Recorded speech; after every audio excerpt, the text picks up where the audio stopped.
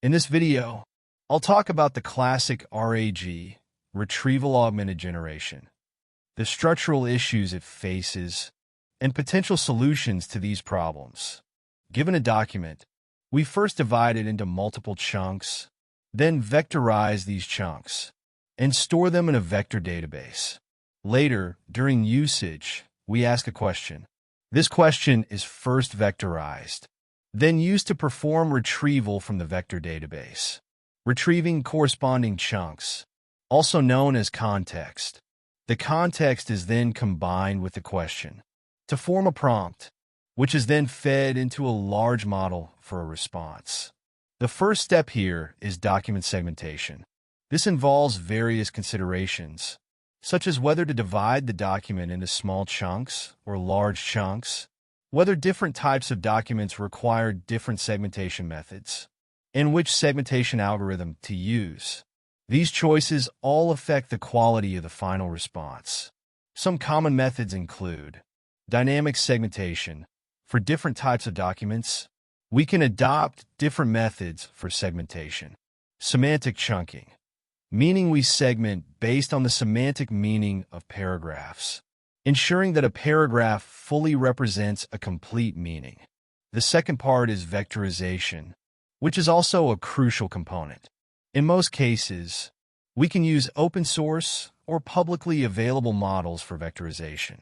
However, in certain specific scenarios, such as niche domains, or when we want to delve deeply into a particular subfield, it might be necessary to train a custom vectorization model. For the vector database, the main issue is choosing the right database for storage. This choice should be made based on specific needs. Next comes the question-asking phase. Here, the question is first vectorized, then used to perform retrieval in the vector database. However, this process can have pitfalls. For instance, the user's question might be imprecise, lack sufficient context, or be ambiguous. Often, we need to process the question further, transforming it before vectorizing and retrieving it in the database. This process can be seen as question transformation, where we turn the original question into a new, improved one. Common approaches include rewriting. If the user's question is poorly phrased or unclear, we modify it to create a clearer version. Expansion, adding additional elements to the original question to make it more complete. The next step is retrieval. A common issue with retrieval is that the retrieved results might not contain the desired answer, or they may include a lot of noise, redundancy, or irrelevant information.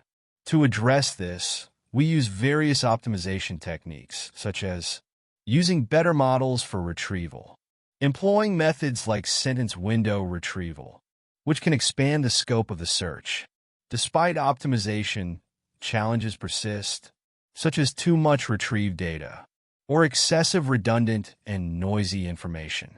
To handle this, we typically perform an additional step, ranking, also known as reranking.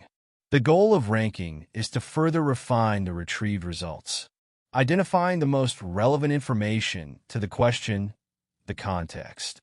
It's worth noting that retrieval is based on similarity, but higher similarity does not necessarily mean stronger relevance to the question. Thus, during ranking, we focus more on relevance. Common ranking methods include rule-based ranking, establishing certain criteria to sort the results. Model-based approaches such as learning to rank, combining multiple ranking methods to produce a unified result. Using large models directly for ranking. For instance, writing a prompt and letting the model rank the candidates from highest to lowest. Ranking technology is closely tied to traditional search engines, as well as recommendation systems, both of which heavily rely on retrieval and ranking. After ranking, the results can be directly included in the prompt.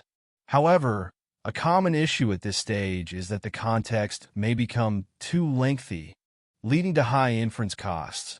A common solution here is prompt compression, where the content is compressed before being fed into the large model for a response. This process also has potential problems, such as formatting errors or hallucinations in the response. To address these, we have corresponding solutions. Issues might also arise from mistakes in one of the intermediate steps.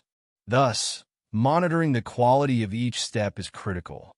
This is why the evaluation system for RAG is so important. Of course, aside from the points mentioned, there are many other aspects I haven't listed here.